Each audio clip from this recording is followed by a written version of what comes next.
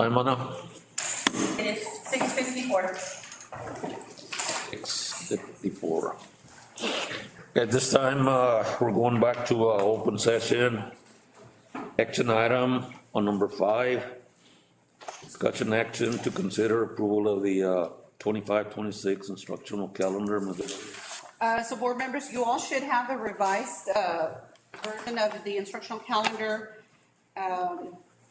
The recommendation is this, at this point, is that the Board of Trustees consider the approval of the instructional calendar for the 25-26 school year as presented. In your packet, you will have on page 15 the results of the survey that we put out. The majority of our staff selected calendar A. And then in that insert also, you will see the district SBDM members that voted to move forward with the instructional calendar. Different is it from last year or? Not very different. The instructional committee really like the planning and the professional development days that we have scheduled throughout the year. And obviously that we front load our professional development. So in terms of structure, it's very similar to last year's. At the beginning of the year, we're gonna have all those days. We have 4 district staff developments, 3 campus staff developments, and 3 teacher workshops. I'm gonna put one of those. We need all those days. I mean, it's we front load our professional development. Part of Yes. cuts. Question? Those days, couldn't do one of those days for the, I guess, after the Super Bowl, because I know a lot of people missed that day. I don't know if the committee discussed that. I know that Robert did. I know that we considered that, but if the committee did not consider that to be a necessary date off for staff. Since we already have Because I know the Cowboys are gonna be in it next year. The only ones that didn't come back to work were the ones that won. Like a team.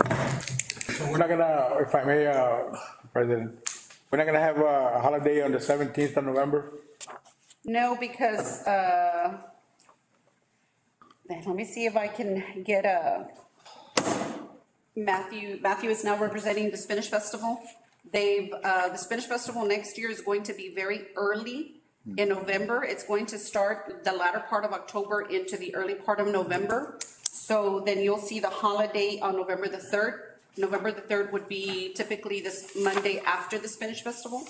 Now it's been bumped up to the 3rd as per the Spanish Festival Committee. So we have a holiday. Sacrilege. November. There was talks of that last year already. We're gonna have it in November the 3rd. Yes, that's new. A recommendation. The recommendation is that the Board of Trustees approve the school calendar developed by the instructional committee for the 25-26 school year. Do I have a motion? Motion. Motion by Mr. Espinosa, second. Second. Second by Mr. Cruz. Questions, concerns? Not all in favor? Motion passes 7-0. Okay. B, discussion and consideration to approve the contract and services agreement between Roberto Velasquez and ISD, financial consultation services subject to negotiation. The recommendation is that the Board of Trustees approve the contract and service agreement between Roberto Velasquez and Crystal City ISD for financial consultation services, therefore directing the superintendent to complete negotiations as discussed in close. Do I have a motion? I motion it. Motion by Mr. Espinosa, second. Second. Second by Semi Houston. Discussions, concerns? Not all in favor? I abstain. Okay, 6 with 1 abstention. Okay. C, discussion action to consider approval of resolution by designation of non-business days. The recommendation is that the Board of Trustees approve the resolution of the district's non-business days. And if you You should have a resolution. On the back of that page, you will see the board designated non-business days. And so what this does is it gives the district opportunity, should we have a public information request, to black out these days. That means that these days will not be taken into consideration as timeline days, because we do have only 10 days to report, or to produce our public information request. So we are asking that the board consider days 1 through 10 on page 2 of the resolution as board designated non-business days for the 25-26 school year. For your recommendation, The recommendation is that the Board of Trustees approve the resolution of the district's non-business days proclaiming December 2025 through January 3rd, 2026 as the district's non-business days, including the rest of days. Day 1, November 26, 2025. Day 2, December 22. Day 3, December 23. Day 4, December 29th. Day 5, December 30th. Day 6, December 31st. Day 7, January the 2nd, day 8, March 10th, day 9, March 11th, and day 10th, March the 12th. okay. Do I have a motion? So move. Motion by Mr. Bonilla, second. Second. Second by Mr. Mata. Questions, concerns? Quick question, day 8, 9, and 10, is that is it spring break, or what is the significance of those 3 days? Those are 3 spring days. Spring Spring break days, I'm sorry, yes. More questions? If not, all in favor? Passes 7-0.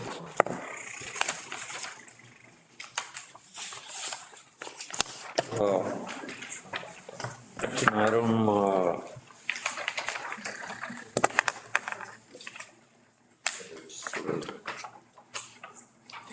Your number 22. discussion, consultation, consideration and possible action regarding the consulting agreement with CFO and the LLC. The recommendation is that the Board of Trustees move to authorize the superintendent to issue notice to Jeff Solomon of CFO and the Go LLC to terminate the consulting agreement and take any further action to effectuate the same. This includes the negotiation with the As attorney. discussed, yes, as we discussed in close, yes, sir. Motion, So move. by Mr. Bonilla, second. Second. Second by Mr. Mata. Questions, concerns? Yes. Yes. Has he provided all the information that we've asked of him to this date? Provided information as of this day that does not entirely inform the district in its next steps, or at least with the clarity that we're seeking. That's what we discussed, that it's Yes. gonna be written by Yes. the. All in favor?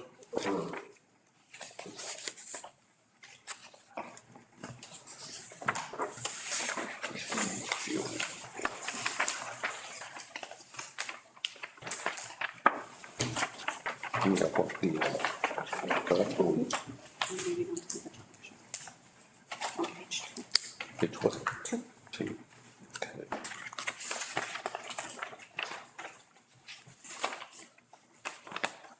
This morning time, I mean, we're gonna go, to the budget workshop.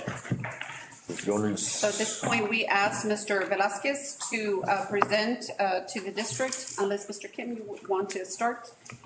Once again, board members, I think that in a very short amount of time, I think Mr. Velasquez has worked with your business manager to come up with some numbers. I'd like to go over that with you. I'm gonna have Mr. Velasquez go over these numbers in sequence. I think the first thing is probably cash flow analysis, or revenues. I think that's the first thing we need to go over the situation. We're gonna have questions about that. And then we'll go into a couple other things regarding potential time warrants and guidance budgets issues. Trying to get a feel for where we are.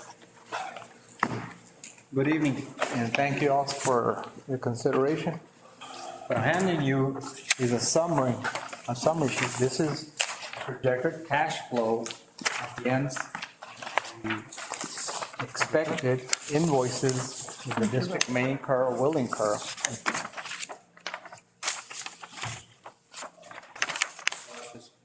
Do you have this in, I guess, PDF format that they can show on the YouTube? I do not, I don't have it with me. Okay. PDF?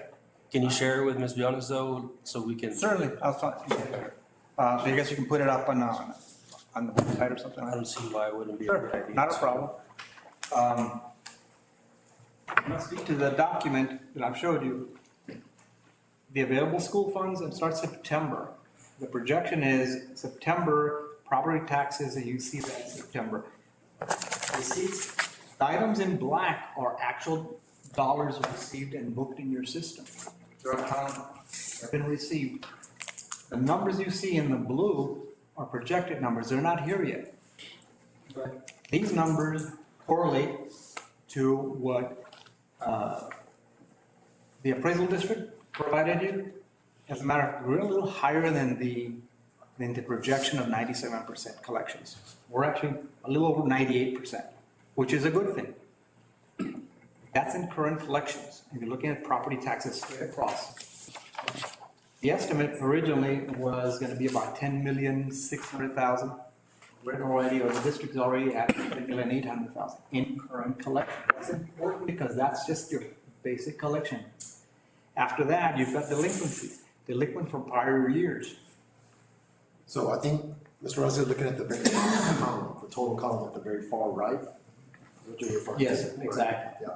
So your top numbers are all the revenue sources for the district. Does that make sense there? Yeah. So, and once again, I apologize if I'm talking as if, but I don't want to assume that everybody knows. So I just want to make sure that we're covering the bases. So the top part is your, the very top, the way you read this is where it says available amounts. So you see October is 1.153, November.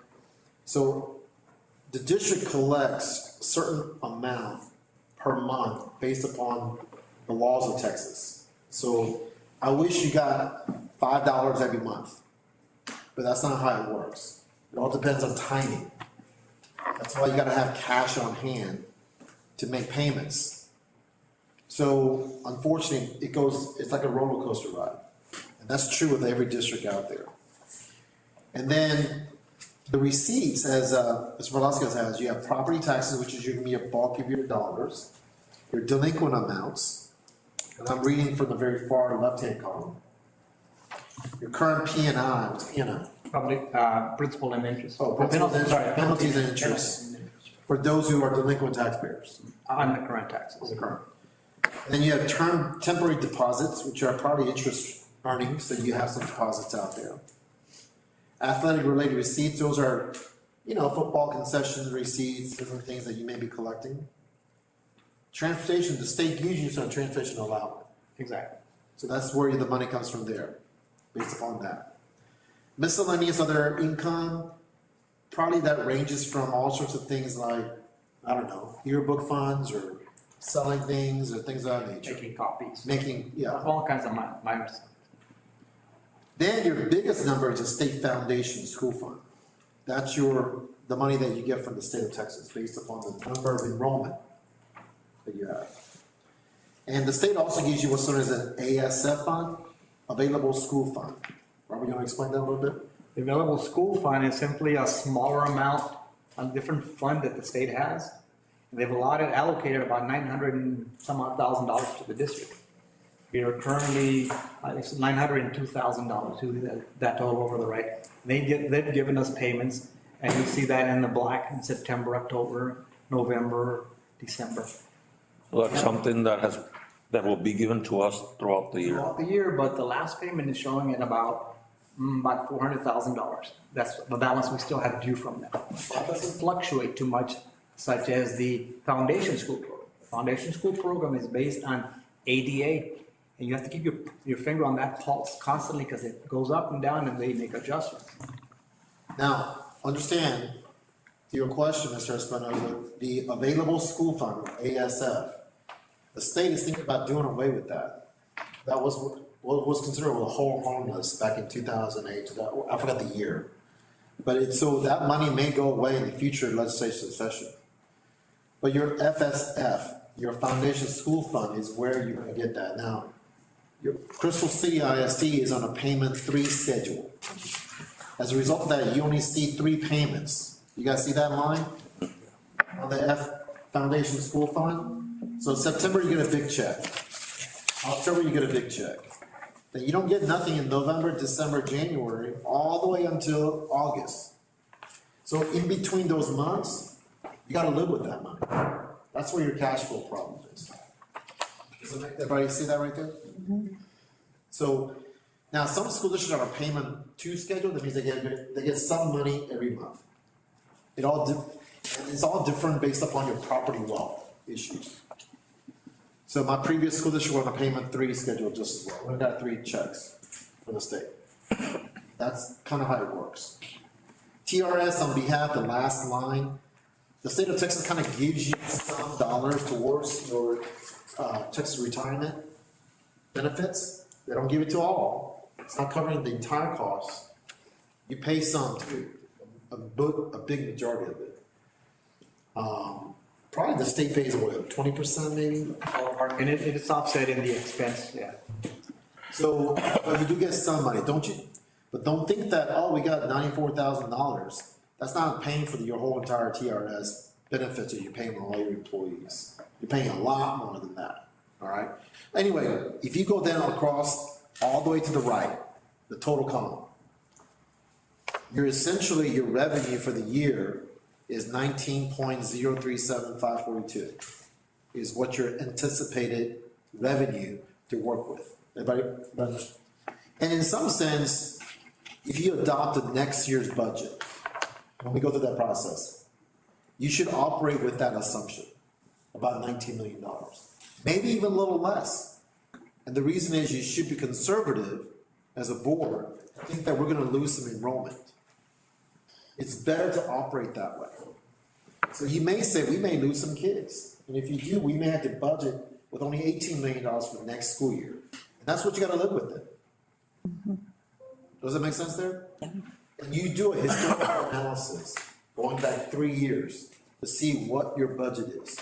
And that's how you determine how you should budget for the future. Okay. All right, that's the top part. Any questions on that? I want to go around the room and make sure everybody's, your curiosity question. There's no right or wrong question. There's questions. That's all it is. I have a question on the delinquent. Is that money the school hasn't been paid? Correct. And it trickles in. They have options, or people just come in late, set up payment plans, and they're paying it gradually. Several years back, money that hasn't been paid for many years back. In some school districts, Mr. Houston, the local sheriff is your tax collector. So it all depends on who you use. Now, you're gonna pay it, but collections get to be up. Now, if you're saying you got a 98% collection rate? Currently, of the current year. Current year? Yeah. That means that in prior years, they're not been a strong collection, so you're still getting money in that. So, but having a good tax collection is a good thing. However, on the 98, the delinquents don't come at the end of the year. It can be one year, Every month, they keep coming. but there's some, I mean, that, how long, I mean, do people have to pay? Until they pay it off, or that the appraisal district and the sheriff's office They sell it. sell the property. Once they identify a dollar number that's too much But exceeded. when that happens, I mean, whatever it's sold for, the different entities get a portion of the money. Exactly right, exactly. Unfortunately, though, in the scheme of things, that money is not that big of a deal. No, that it's much. not, but, I mean, Yeah, I mean, and then I want you to also point out the athletic related receipts. Obviously, everybody's enjoying some football games in September. It looks like you guys didn't make the playoffs. And as a result of that, you don't have any receipts. Or maybe you did and you went away. You see my point there? So everybody thinks, the community always thinks, oh, you guys must get a lot of money because you're collecting all this concession money. What people don't understand is that it's not that much compared to relatively speaking. You spend more on that on football helmets than the collection of that. So, the public sometimes doesn't understand this kind of stuff.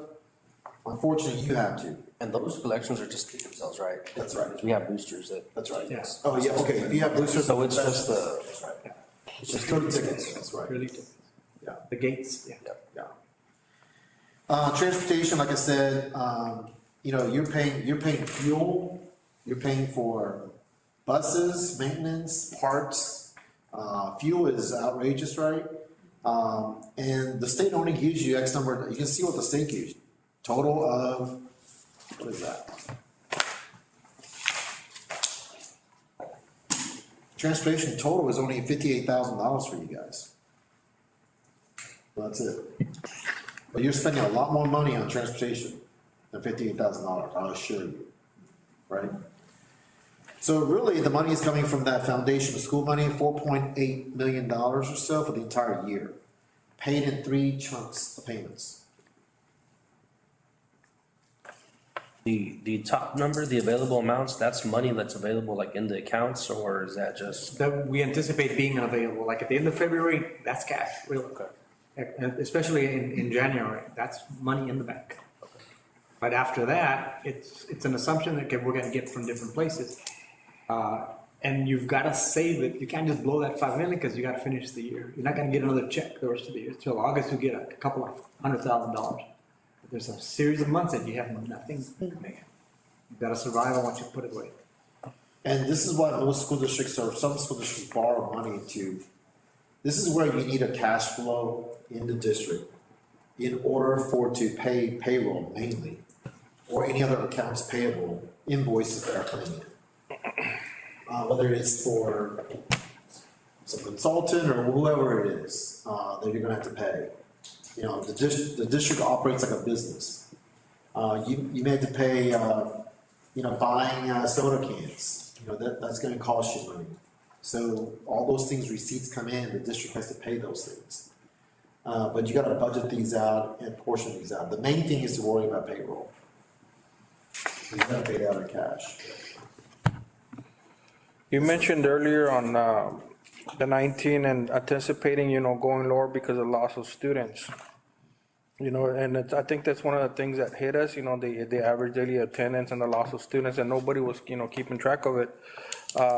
And this has always been a question of mine, and now since Robert's here, can we lowball that? Can we say, you know what, we're anticipating between a 5 to 7% loss, and then, keep that trend, and hopefully it'll, not be that 5%. Well, what I'm getting at, Be conservative as you're planning your budgets. As Kim mentioned earlier, you're expecting maybe 1,500 kids. Don't set your budget at 1,500 kids. we can go. A few numbers down, because you don't know what's gonna come in. Better to err on the side of caution. My previous school district, we always had because it was a fast growth school district, I had a demographer that we hired.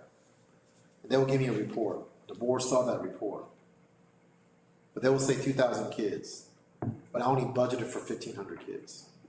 Now, but my board got mad at me sometimes.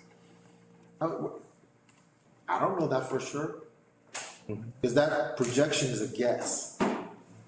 So I want to be conservative. We're going to be conservative. Under promise, over deliver. Right? And you guys are not in the business of making money. I want you to understand that.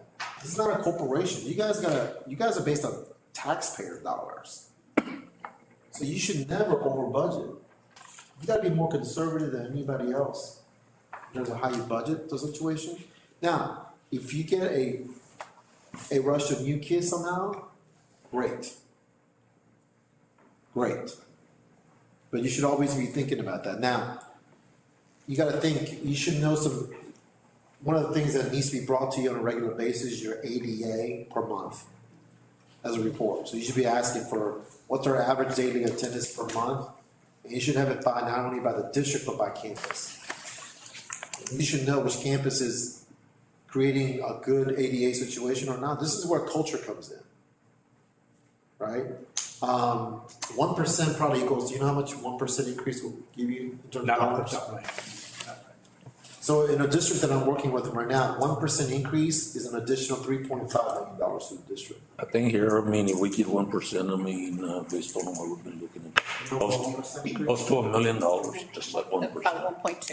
Is it 1.2? So let's just say you budgeted for a 90% ADA. So 1% above that is an additional revenue. So one of the things you could direct all principals is to say, you will increase by 1% every campus.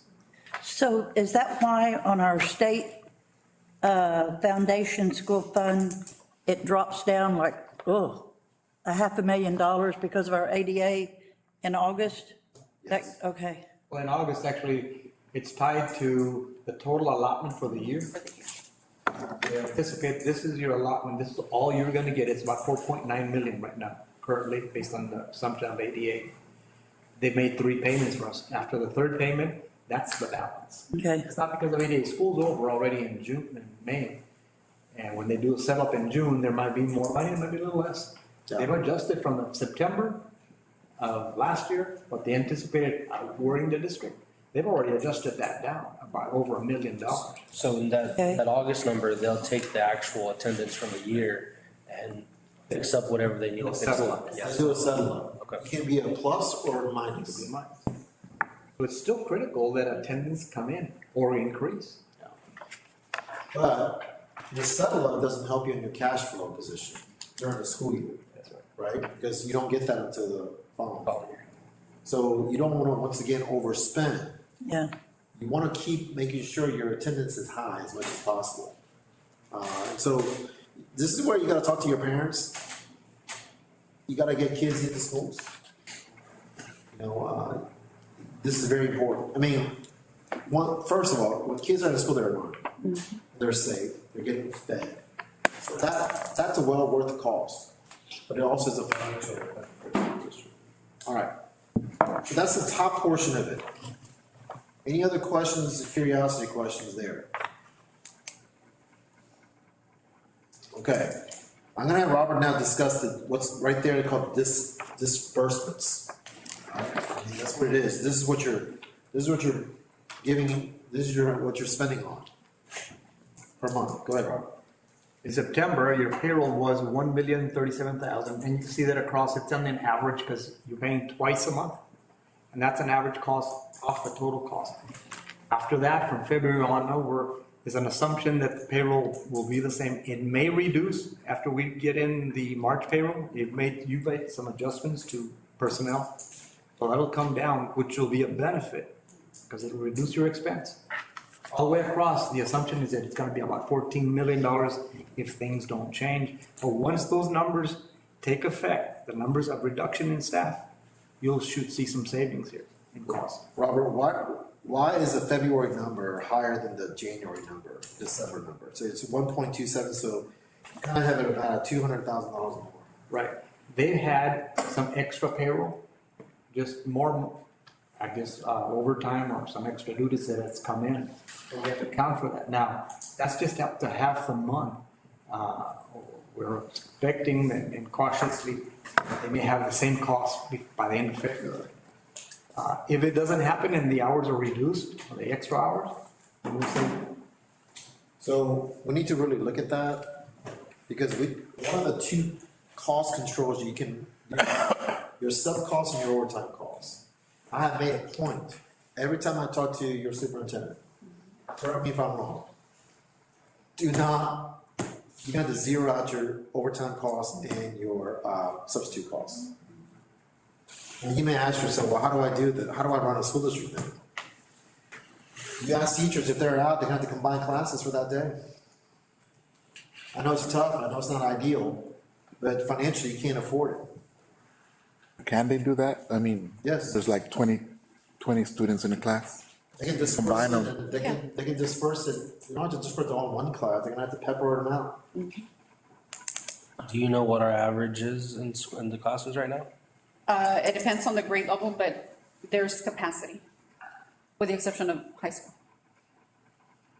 Well, we'll talk about that in a minute, about your class size issues, but you're gonna need to increase that, but anyway. So we got to control that cost. You can see that if your payroll is about, what is that, 89% of your budget? You need to bring that to about 87%, 85% of your budget. I mean, we'll need to control your cost issue. Now, the reason I say that is because, once again, if you don't have enough kids, I hate to say it, but you're not gonna need all the staff. And that's, your bulk of your budget, 89% of your budget is time and personnel. So you can cut all the athletics receipts you want, but you're not gonna make a dent in this budget issue. Right? I mean, so you can say, well, let's collect more delinquent taxes to raise more revenue. Well, you're talking about maybe another $5,000 more. Yeah. That's not gonna, when people are making these suggestions at the local HEB and grocery stores, they don't understand the budget.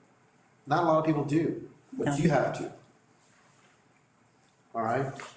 So this is the situation right here, all right? So we gotta figure out something there going out to February, March, April, May. And I have said to your superintendent, you gotta control your overtime costs and your substitute costs. That is something you can control. You should be asking for that question every month. What is our overtime? What is our substitute? Why are we? Now, understand, if you have a health issue outbreak, it's better to probably close down the school that day, or whatever the case might be, rather than having all the substitutes and issues to deal with. And I'll be honest with you, I ran a report of which of my staff employees were asking for more substitutes than others, and why. They have to show a doctor's note. Now, if the substitute is being called because you have professional development going on during the day, you better stop doing that. You know what I mean? Yes. You can't do that. You don't have the money for it. Right now, you gotta do some hard things right now to control this cost. Okay, the next line here, the non-payroll. Operating costs, that's your, all your other supplies from instruction all the way to maintenance. You're currently incurring about $441,000 a month that's already been paid. I'm proposing that in March, we at least drop it maybe $90,000, $91,000, and that'll put in a significant dent. But if you drop it, if you manage it further down, it will help you. So, but that non-payroll operating expenditure line includes legal costs, utilities, fuel. Some of these costs are uncontrollable. Property insurance costs, which already paid it, but it's up there.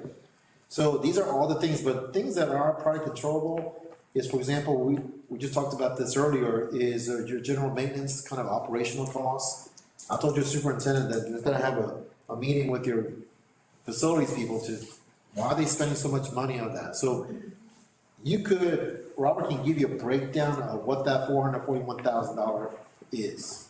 Does that make sense there? That's all good. I didn't know. Get down to some granular level.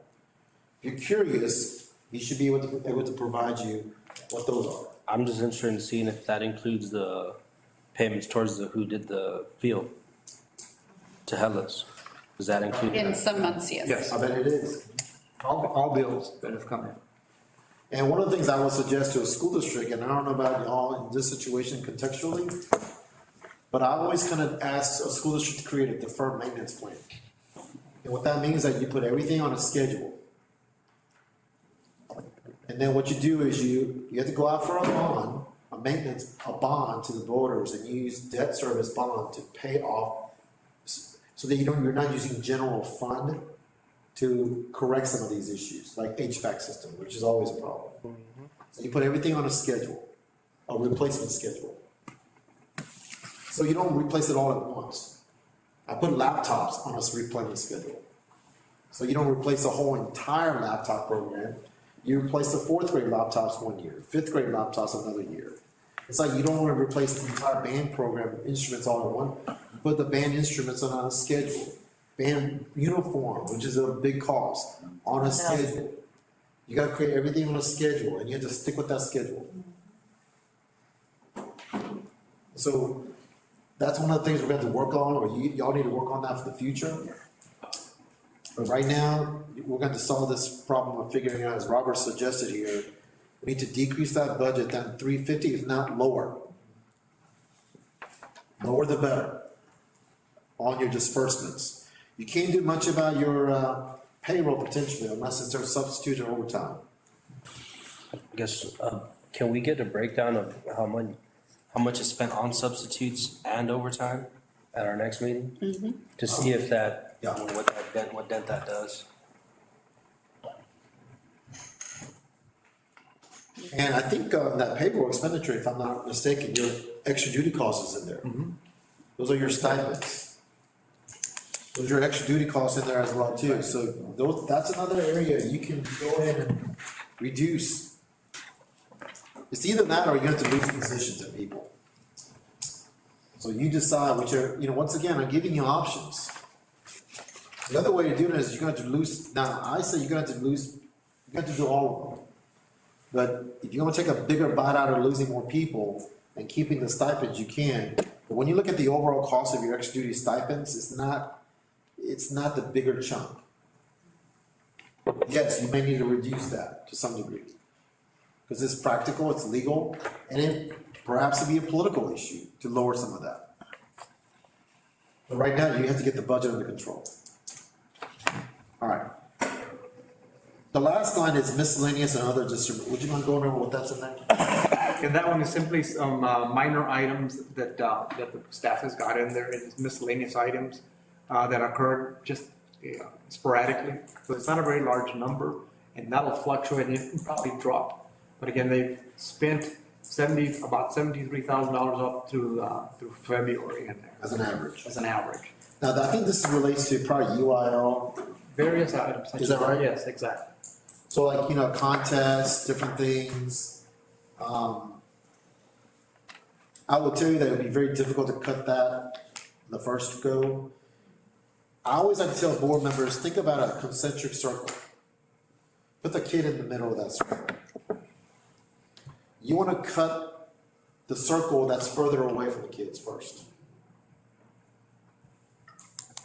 But at some point, you gotta cut something within the circle as well too.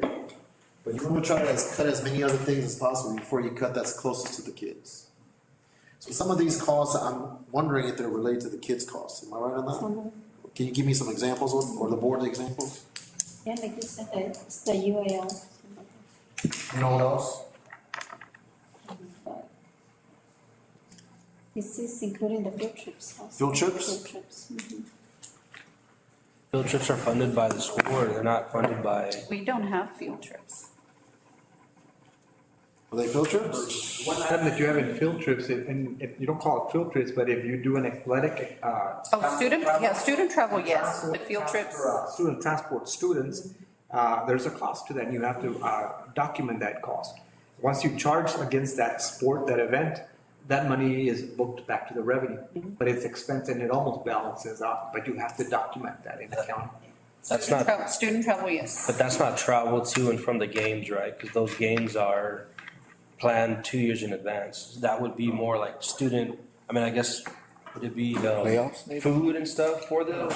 It is the cost of travel, using the vehicle, you have to document, and it's not planned 2 years in advance. This is on a budget on an annual basis. It's like football, Yeah, travel, basketball travel, Yeah, but, documented, it's a documentation part. And it's an expense. yeah, but those travel days are planned 2 years in advance. It may be, yeah. Because the schedules are set almost 2 years in advance, so For we the know. UIL, Then you're outside, yeah. Yeah, any UIL function, right, especially sports. Yeah. So those should be budgeted, not miscellaneous, but they could be budgeted somewhere else. Well, I think, It's other than payroll, so it's just simply other than payroll costs. It's another cost. but is that in the operating expenditure line or the miscellaneous other? No, it's under other descriptions. That's in the miscellaneous other disbursement line? Yes. Okay. Well, I think we probably just need to ask to get a better accounting of those numbers, see where the things are. Once again, I do want to just, this is where a good teaching moment. As a board, you should be asking a level of detailed information that you should feel comfortable with, that you feel comfortable with. In terms of where to make the cuts and how to do that, it should be up to the superintendent and the staff. So there's your line of, hey, I need to know what. The how is up to the staff to take care of. Now, surely you can make a recommendation and you can influence that. I understand that. There's always a grade in that. But ultimately, you have to hold that person responsible. The way you go about doing that is by saying, we would like to see a budget that's lower than that as your board goal for the next 4 months. The superintendent's job is to go ahead and bring you that plan of execute that. So you should always operate from a results understanding, directive, rather than, hey, cut basketball. Whether basketball is recommended to cut versus football, it should be the staff's recommendation to the board. I can deny that, but you should always ask for a cut. That's how you should operate as a board. That way you're on the board side versus superintendent side. Okay. Let's stay right there, because now you can see the total disbursements there, or expenses, relative to the months of the total receipts. So in some sense, you can say revenue per month versus total expense per month, generally speaking. And as you can see, the difference between the two is the dollar amount that you see there at the bottom, the cash balance issue. Now, if you have let me just start right there, I'm getting ahead of myself. That's questions on those 3 lines: payroll, operating expenditure, miscellaneous, and so forth. I'd just like a little bit more understanding of Yep. what's under the miscellaneous, kind of outside of the payroll. Well, that's what I was asking. I think. They've got contracts, I think- there's, in the operating expense, you've got contracts, you've got supplies, and you've got large contracts standing out there. Or do our, like, contracts that we have for speech people here, or are they out of federal program? Let's say your security systems, Oh, okay. your alarm systems, those are contracted services that your district has gone into. Utilities. Utilities as well, yes. There's ongoing, some are ongoing every month, such as utilities, and then some are just fixed that you committed to already, and they're committed to the future to come in, such as Region 20 services. We cut a good portion of that Region 20 contract services, though. Correct. Did you want to add anything? No, I think they, Utilities? So, no, if there's no questions, then you see the difference between the two numbers in total. If you had if you had an unassigned fund balance in your district, then that $598,000 is not that big of a deal. Because you use that fund balance to make up for that cash flow problem. Does that make sense there? But unfortunately, you guys you don't have any money in the fund balance issue. Fund balance and cash flow are two different things. And your budget is a different thing. How do you create a fund balance? You budget low, and you have monies that you don't spend in a given year, that you put it into the fund balance. Now, how do you do that? You gotta be more disciplined about how you spend money to create a healthy fund balance situation. And in this school district, you're supposed to have at least 3 months worth of fund balance according to your policy. You're not even following your policy right now. As a result of that, you're downgraded on your ratings, because you're not even following your policy about your financial status. Can they lower our accreditation? They've already had. Oh. Your bond ratings are already downgraded big time. As of last year.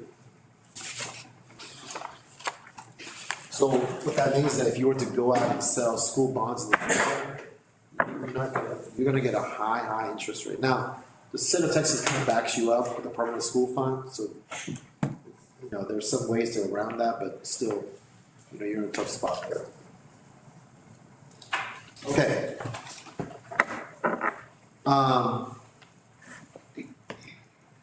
Questions so far? Let me ask you this question, I mean, on the federal monies that we get, I mean, all that, it could be included here, I mean, This is just the general fund. that's what I'm saying, I mean, Normally, in prior years, when I was working out here, the grants have always allowed for indirect costs, such as the state funds allow. But I've found out that in the last few years, the applications haven't been asked to provide indirect costs. So this year and a couple of years back, you haven't been getting any money. and my understanding that we're That not, is revenue to the district. my understanding is that we haven't spent it all, and then if we don't spend it all in the US for the same thing, we're gonna give you less. Well, what's happening right now, we're applying, government's applying or looking at the applications for next year, for the next grants. Well, now they have to provide financial data and the TA is gonna look at it and say, why did you not need the indirect costs? And now you do. So don't know whether you'll get it, but we were getting, the district was getting money So the district never applied for these for these. last couple of years. But I have indirect costs on mine, so Yeah. I think we should be okay. Well, the Title I is a huge grant versus the other ones that you've got. So it's money, it's a percentage, 6% varies, it depends on the size of the grant.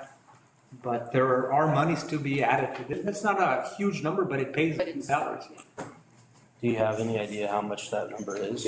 I don't have that in front of me, and I didn't explore that. But you need a number for the I payroll? sent it via. Yeah, please.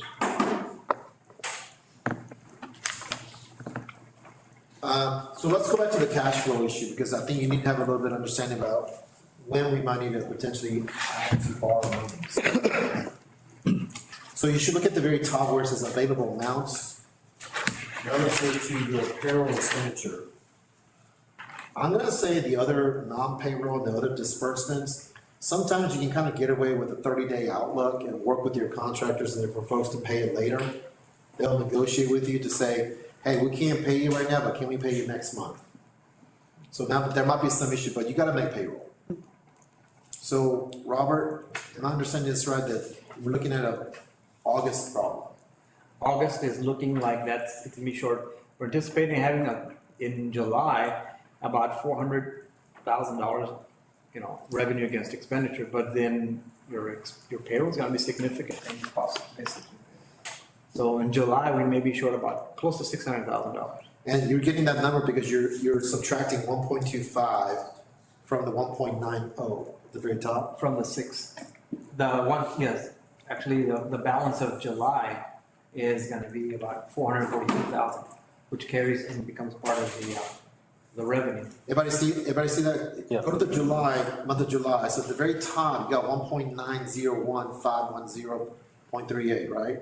The total expense for that month is 1.68203610 cents. Everybody see that?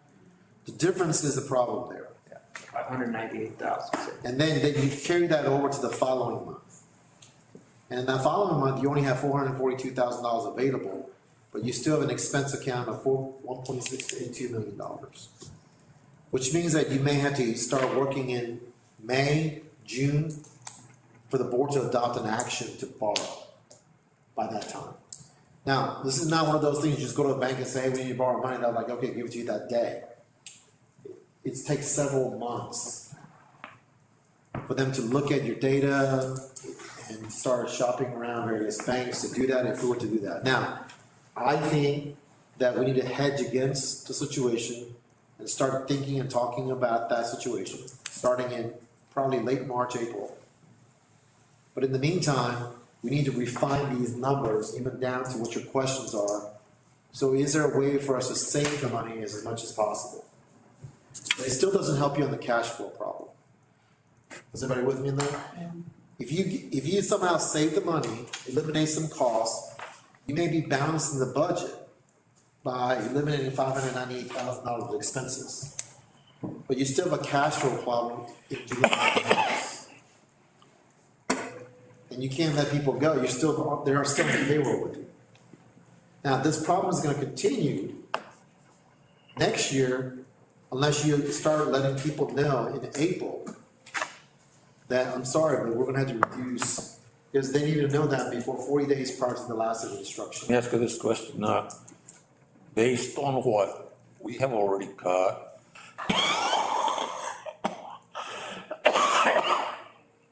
I don't know, what was the total balance? I think you mentioned 6 million, or you sent a memo to somebody.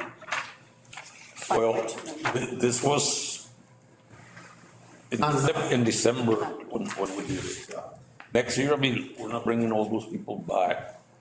So that should be going to cash flow, right? Well, we need to see how that number. Yeah, I mean, but But you gotta also remember though, you're gonna need the budget with less kids. yeah, well, we're gonna be looking at. So we have to increase class sizes to eliminate potentially more positions. And that's where you gotta need to do, increase your budget on your, fund balance position and hopefully a cash flow steady position next year. You gotta get to that position next year. Do these numbers already, for the payroll expenditures, does it already include the cuts that we made to the hourly professionals, paraprofessionals that were released, and as also as well as the? That's why I say at the end of the month. Yeah, at the end of the month. At the end of the month, you'll see that we should have a new number. This is an average to finish the year based on the prior numbers. In December, we let go of paraprofessional, right? So is that number included in here, No, that savings is not in here just yet. or? Okay. We'll see it Next month. next month. Okay. You should get a cash flow analysis every month. I mean, That's where my next question was, that we can get one you need to, monthly of, this format that you now understand, you should get an updated one every month. So this should be dated. So this was as of February 14, 2015. Next month, you're gonna get another report. So it needs to be part of your regular cash flow analysis. You'll be looking at your ADA every month, cash flow every month, substitute, overtime costs that you asked for. You'll be looking at that every month. And it should be, a couple of quick pages. You don't need to spend 2 hours on that. I mean, once you understand how it's written, how it's formatted, you should look at that and say, okay, we see we're making a dent, or we got problems still. If you got problems, then you should call for a special workshop to figure out how we're gonna solve this issue. Ms. Jonas, has there been any directive to no overtime anymore, or any employees? Yes, with the exception of athletics, band, and bus drivers that have to transport our kids. And what about the safety personnel and everybody? They have all been reduced, with the exception of the conversations that we've had about, some of the safety concerns that we have. So in terms of the safety extra duty, that should be significantly reduced. The only, and we talked about this last week, is function 51, maintenance and operations. Sometimes we do have to call them in to do some work, broken pipes, like we had broken pipes yesterday, we have to call them in. But really, a lot of the extra duties coming out of function 34, transportation, because our kids travel and our bus drivers are exceeding their 40 hours. Now, there's a way to solve some of that issue. How many guaranteed hours do you give bus drivers? Altogether 40, they're not just bus drivers, but they have 40.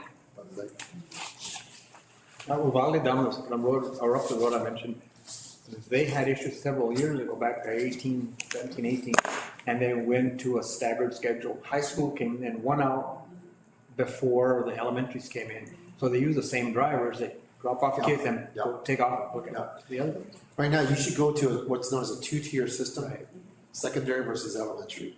So that same drivers are doing the. Right. Now you gotta create two different schedule, start time for high school, middle school versus elementary school. We've had that in the past. Have you? Do you have a one schedule now? Yes. Yeah, we probably need to go to two systems. So these are some recommendations we gotta enact for next school year. Which means you gotta do that in the next 2 or 3 months, because you gotta communicate that to parents. So, you need typically a 30-minute window for bus drivers to do the runs. kind of how I look at it, an average, but it might be more here, I don't know. But, anyway, so those are things that we need to look at in order to just operationally reduce some overages in here and there. You know, when it comes to overtime, sometimes your custodial staff, I hate to say it, they take more time, they want to clean more.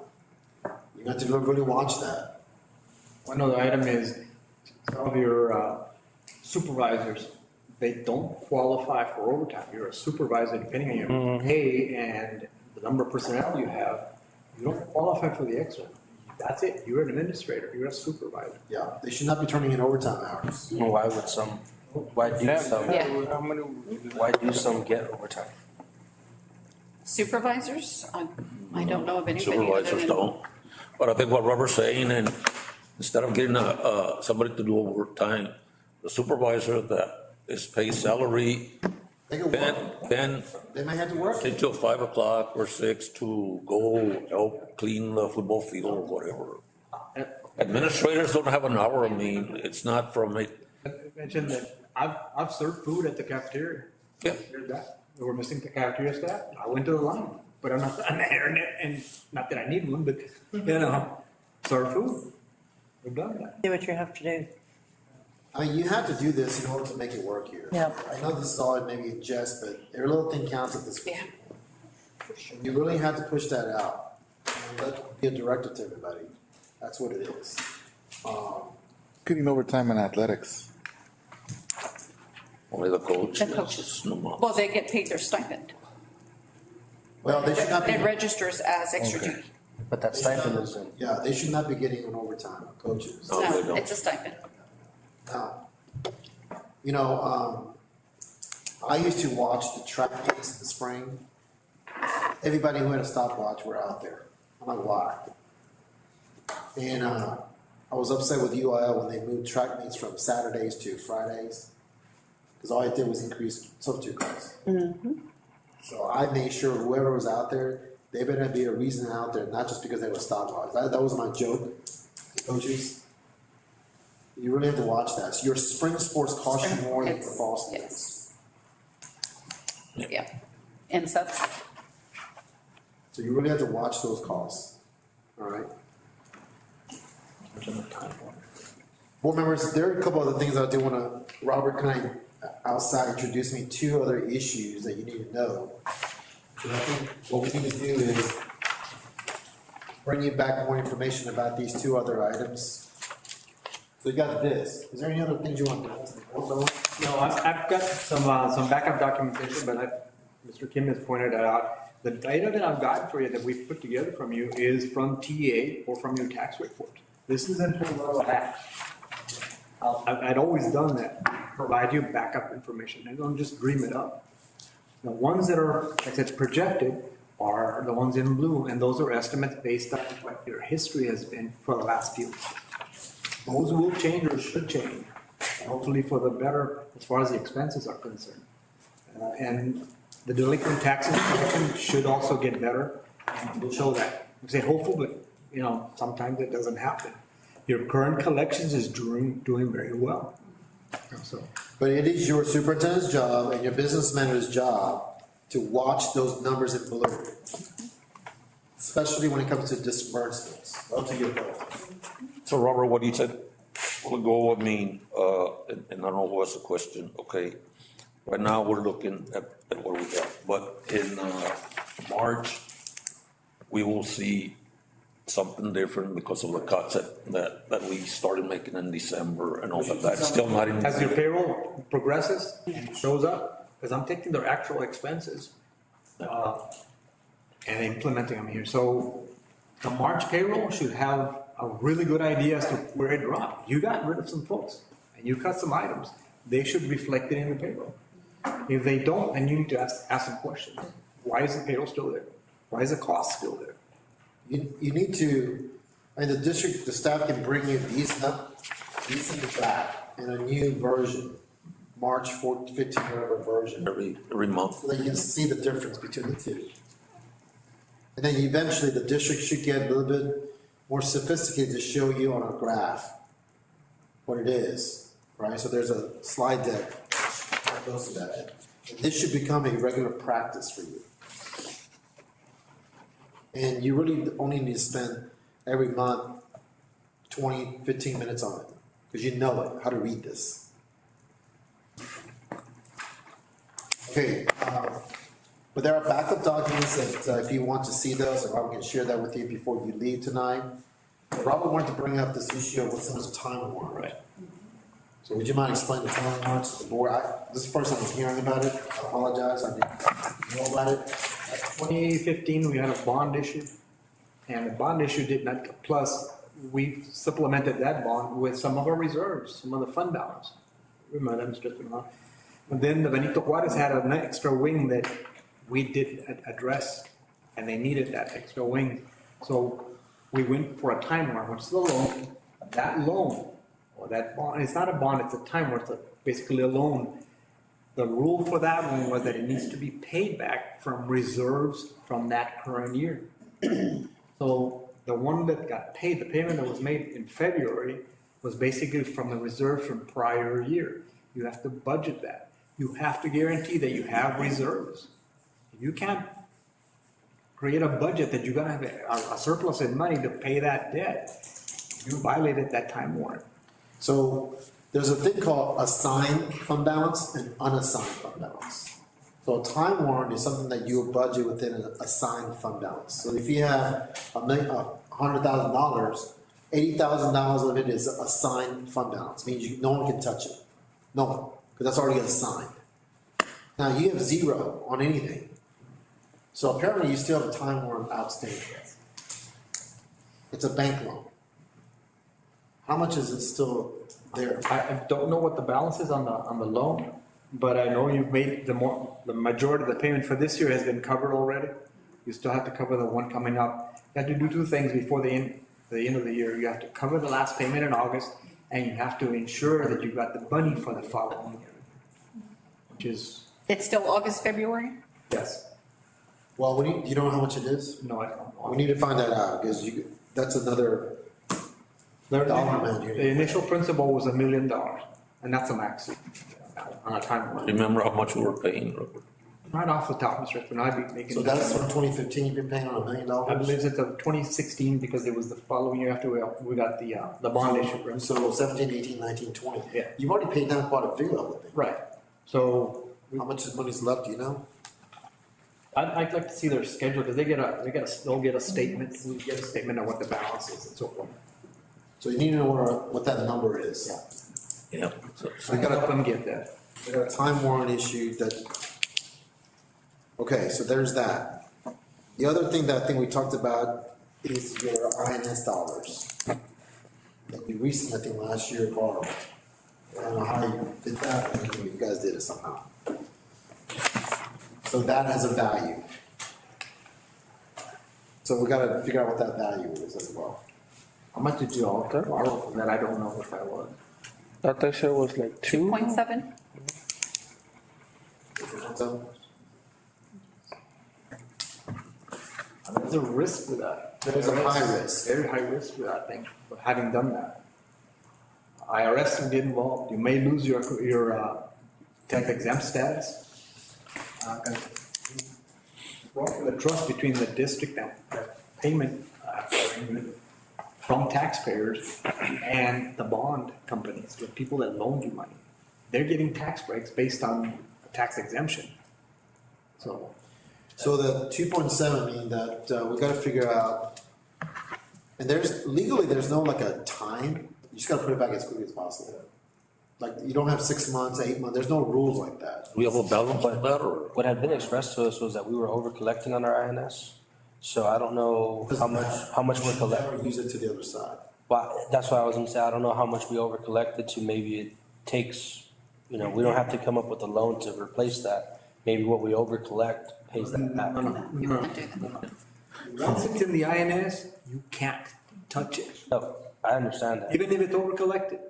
What we did when we had a surplus, the following year, our tax rate for INS was lower because we had savings. So when we have to adopt the tax rate again, we're gonna have to adjust that INS tax rate? Or, Well, you don't necessarily have to, but there's that's a whole debt side that we'll need to get into with the financial advisor. But we do need to figure out a way to pay this money back. And I'm not really sure how you guys even did it, to be honest with you. I don't know. They just did a. You guys even more that, I don't even know how you would move that money over, but if that's what happened, then we gotta fix that issue really quick. So you got this time warrant issue and this INS issue that you put the money from one to the other. So those are two major problems on top of your cash flow issue, but in potentially two office. You may need to borrow. It'd be very difficult, in my opinion. Then going back to the INS, how does that money get moved around? Is it through a bank? Do they have authority, or is it from? I don't know how they did it. I don't even know how, yeah. You transfer monies from one account to another account in your own bank. Somebody had to authorize that. How? It doesn't. We didn't. Well, exactly, we didn't authorize it, so who has authorization and how does that, I don't know. that's what You all did that. Yeah, it was done with my authorization, but under the understanding that it was an allowable transaction. Who told you it was allowable? Mr. Cepeda. Who? Mr. Cepeda.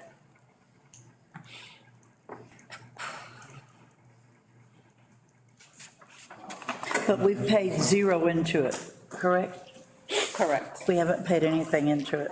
Roberts or something like that shouldn't come to the board. Yeah, it should not even been brought up. It's illegal. You can't do it.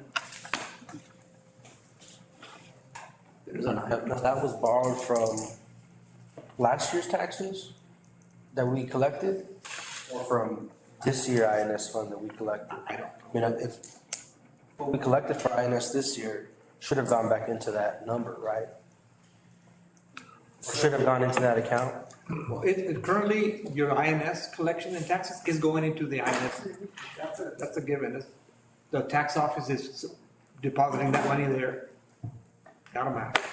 The law is where if you over collect, then the district has to lower the tax rate on that side. Or whatever you collect over, you have to use that to what's known as a defeasance. Right. Pay down your prior debt. You can do that and not lower your tax rate. Your financial advisor, once again, can give you more advice on that. It's just that that's how it works. So you're right. If you got a higher tax rate, you only have a debt obligation to only meet your debt payments. And you have to lower that down to only meet debt obligation. But if you collect over and beyond that, then the extra money can only be spent within the INS realm. Now, sometimes it's not that it's overtaxed or the tax rate is higher, but the delinquencies came in You collected more. and did better. So you collected more than what you said you needed. Yeah. That's what it is. Interest. Some interest. Interests are not that high though, but That's some. something.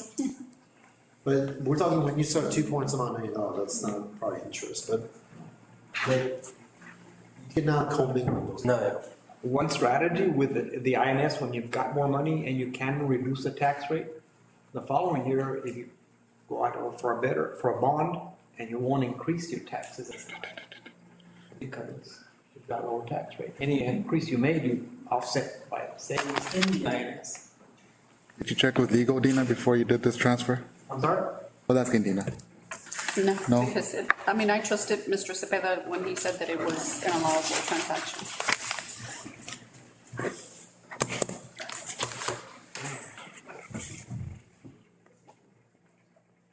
Okay, so there's one more item, I think. So the health account? It's a health the district, 20, 30 years ago, we created a health insurance fund. The school district was we were our own health insurance, The EHB, DHBA. yeah, okay. That, the district funded with fringe benefits, it's a part of the fringe benefits.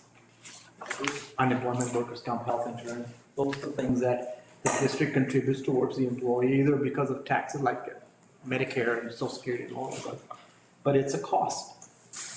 We created a fund because we would manage the rates and the benefits. Our benefits were better than TRS.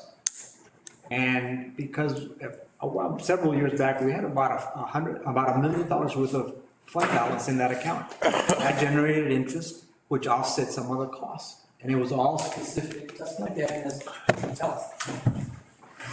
We had someone, an administration superintendent, and said, you know what, let's not change the rates for a while, leave them alone. As a matter of fact, we may have even dropped them, but that depleted that $1 million, that investment, so we drew in less money. Well, currently you don't have enough to cover the costs for that program, and you don't have money in other fringe benefits to offset that cost where you can transfer money because it's a fringe benefit. Health insurance, unemployment, workers' comp, the grant pay a fringe benefit such as a general fund as well. Well, you have to consider the district has Blue Cross Blue Shield as the administrator of that fund. As claims go through Blue Cross, they turn around and hit that account that the district has to pay those claims. You pay Blue Cross an administrative fee for that. You don't have the funds. Currently, you don't have the funds in it. How much is it? Currently, you have $20 and some odd since the last time we checked. So it has to pay any funds of any teacher that goes to the doctor. Yeah. They cannot, their funds will not be paid. Well, Blue Cross turns around and dips into this account to pay those claims. So if a doctor's appointment, if the teacher's only supposed to pay $25, but it actually costs $150. Normally the claims came in like 50,000, 100,000 a month. They came in, Marvin came for one specific. The claims will be paid, the teachers won't see any kind of changes in the services, but the district will have to not pay that money. Not to cover it. Maybe a deficit in your health account. Now, Because you're basically what's known as a self-insured, self-funded insurance program. So as a result of that, you had to maintain a healthy fund balance on that alone by itself to pay for this healthcare situation. So if you're running low, you're gonna have to either increase premiums on employees and contribution. and decrease your contribution. What's your monthly contribution per employee right now? 425? 425. 425? Now, districts have dropped their programs, and the only option districts have in Texas, if you get out of a self-funded program, is to go to the TRS care, The state program. the state program. And then the district pays in the money, and so do the employees, and it goes all as a premium to TRS. There is no negotiation. You pay, and that's it. The state program has gotten better, so I will tell you that a lot of districts have gone to that route. But we need to take a little deeper look into the situation. So until you do that, you may have to drop that 425 to, let's say, 415. Which means that the employee pays more on the premiums. Does that make sense there? Now, are you on have you already negotiated for next year already on the healthcare? Not for next year. Oh. Blue Cross will do a calculation to see what their claims have been and what they anticipate next year based on the claims that came in and give you a rate more or less. So that's another item we need to have that's another item we're gonna need to have a bigger, deeper look into, the healthcare costs. That could be a major problem. Now, if you jump to the state program, you're not automatically in it. The Blue Cross will have unpaid, unsubmitted claims to them, 2-3 months, a year, 2 years. And the district is on the hook for that money. So you still have to maintain or create a balance to pay that. Because your claims are legitimate claims. What's the average cost coming in monthly to HBA? To the HBA, from payrolls went down, it's now to 75. It was 95. No, came down. But it fluctuates also.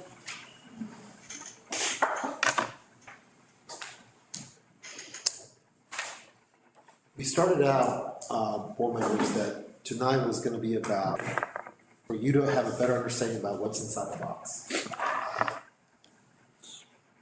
So, what I would hope is that right now, while it may be a little dizzy, but you know now what you're working with and where the issues are.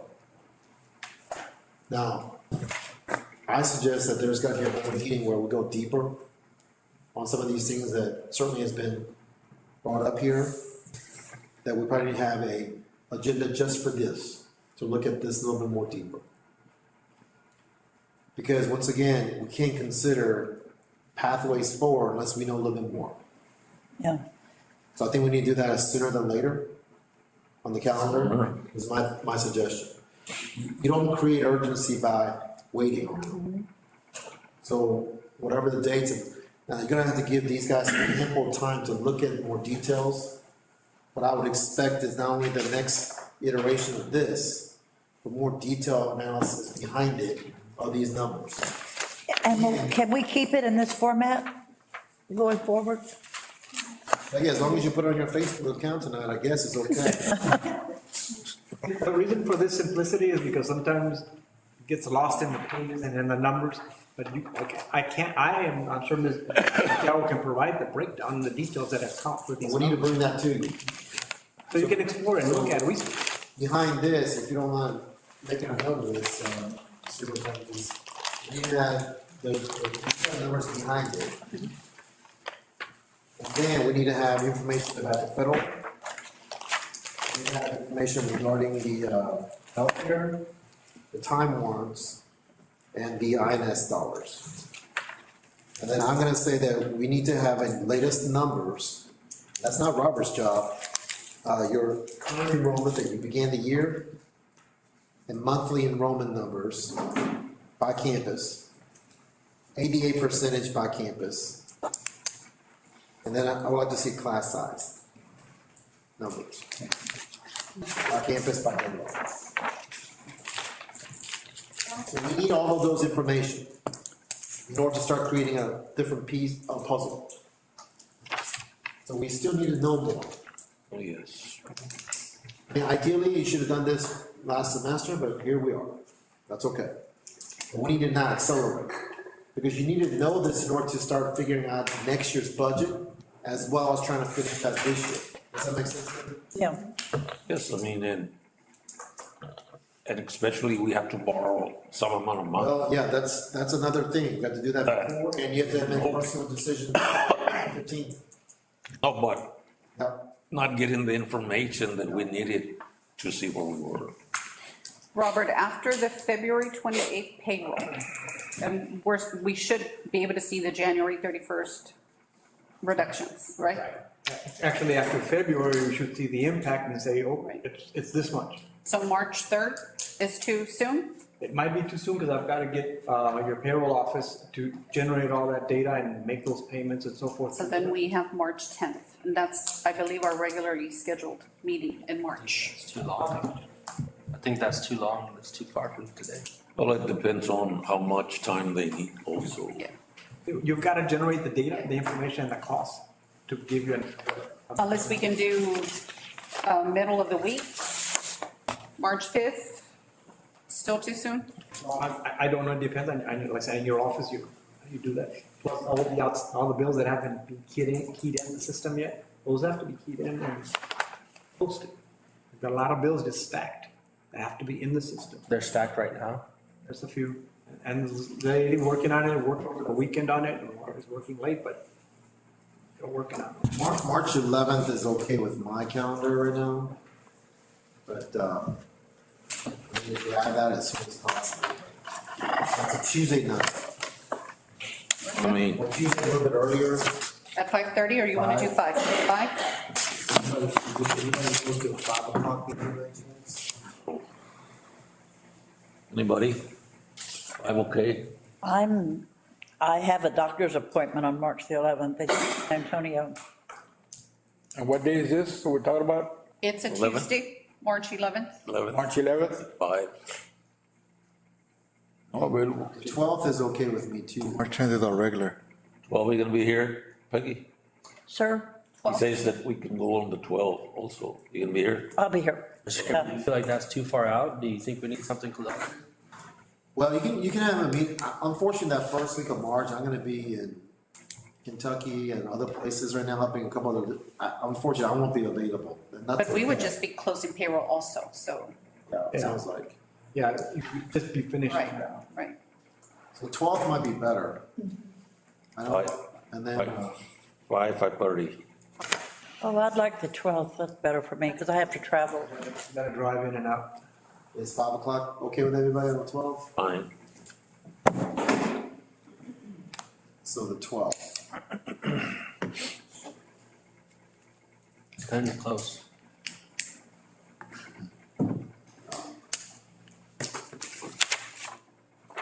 So the 12th.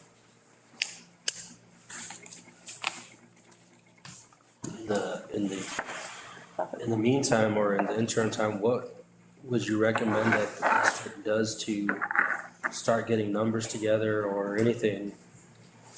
And also, on top of this, while the numbers are being generated for this 12th meeting, you gotta control the sub-budget. Sub-overtime. Overtime costs.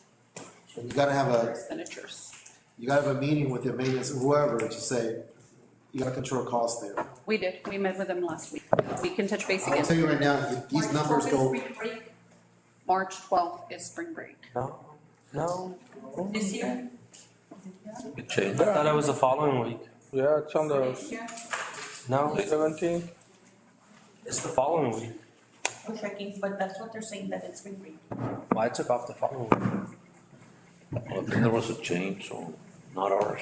No, it's after, it should be the week after. It should be the week of the 17th. Yeah, That's when we have it, so usually the district has it with. Yeah, Oh, yeah. They're probably looking at the next year. We have it with the college. no, they're looking at this. I'm looking at that. Having a regular board meeting on the 11th. No, it's not, yeah. it's not, it's the following week. The 17th? All We right, have, March 12th. Evaluation. Next week. Yeah. I will tell you that, once again, you should expect, these dates or these numbers not to go up, these numbers at least. So you need to hold Yeah. the staff to the fire. That these numbers better not go up, it should go down.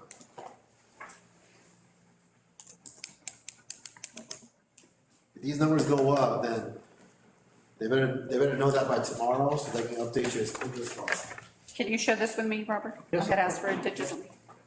Miss, what, I guess what policies or anything do we have in place to limit teachers or anybody from just making expenses? Is there an approval process? Is there anything that goes on? Yeah, right now the budgets are not open, the local budgets are not open to anybody. And they have to clear 4 signatures before they get approved. And so right now, we're not approving But if we pretty much have anything, unless it's an emergency. Federal monies. Oh, federal, yes, they can spend on the federal So, I side, mean, they- and, You want to make sure that federal monies, I yes. mean. And you we don't gave spend- them, I believe it was 2 weeks ago, we gave the principals their federal funds so that they can be, they can start, spending, because it's getting to be too late in the Yeah, I school mean, year. We should for be the spending purchase that to have an for instructional. federal versus the local. That's the way we used to do it. Typically, what I recommended to, superintendent here a few months back or whenever, is to centralize your budget. That's what we've done. You're too small to let people have budgetary oversight, meaning principals. In fact, they should budget out the year of knowing what they need. And that's it. And their job is to say no. I'm serious. I got crucified on that. So, somebody's gotta say no. And if principals really need it, want it, then they should, Yeah, they have to justify their But- expenses. you wanna go to Disney World for a competition? No. So fundraise that, then fine, but the district's not gonna pay for that. I don't know how we're gonna pay for summer school. We have federal funds. All right, But make sure that's all federal funds, cause you can't just use all federal funds for that. None, we know, but So- don't carry the majority. So then, I never did summer school, summer school never worked, credit recovery. There are other ways of doing that instead of spending local dollars on summer school. Kids don't wanna be there, and who's to say 2 weeks of algebra in summer makes up a whole semester that you missed? True. What logic is that? I think our summer school program runs 4 weeks, right, miss? 3 weeks? Yes. 3, no, And I think it's like $500 a day per State bilingual required. It's required if you have a group of students that are going to, State by that law. require summer school, yes. The rate was what, $500 per day per teacher? Is that what it was? No, you all approved it, or the board approved it at, I believe in the summer, before all this, it was $50 an hour You also have a pre-K program, for pre-K 4. pre-K four. Do you accept all students or do you accept only those qualified? All of ours qualify. Title one. We're Title I, yeah. Pre-K is an issue because each pre-K student, 4 years old, only gets you a half from the state. So you need 2 pre-K kids to equal 1 regular kindergarten student in terms of financial dollars. We have the pre-K 3, I mean, but we got a grant for that. And after the grant, I mean, we were paying for it. So that's why that was one of the things that we had to cut because we were not getting any money. Pre-K 3 is gonna cost you a lot of money, or you can go to tuition base. Yeah, but most of those kids that need it Yeah. are your economic disadvantaged kids, so. Pre-K is a very costly program. But so some of those are the big rock decisions that the board's gonna have to tackle. Once again, we need to know more what's inside. In the meantime, I would highly suggest, if you have further questions, you should email your superintendent up until the March the 12th to see where we can get more reports. We need to all understand that. And if you have a general inquisitive question, you should always ask. The better you know, the better you're gonna, the more you know, the better decision you're gonna make. Board members make terrible decisions if they don't, typically the ones who don't have great knowledge about what's happening. Or we're getting bad advice. I know you're saying, I mean, we make decisions, but I If mean, we're getting bad advice. but we were getting the wrong advice, I mean. Is there anything, you know, I can hand you out the documentation that you mentioned that I'll take the document. supporting if you want to hear. Mr. President, I think that concludes our first session. Thank you, that's the last thing we have. Have enough for everybody? There's 3 pages, and it's simply data from TEA on their website. So you see that why we're on a schedule 3.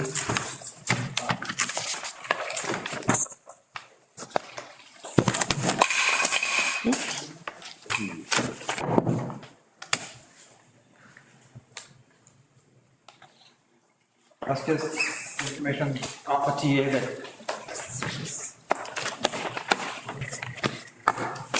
that we use. Thank you, Robert. At this time, I mean, we need a motion to adjourn. Motion.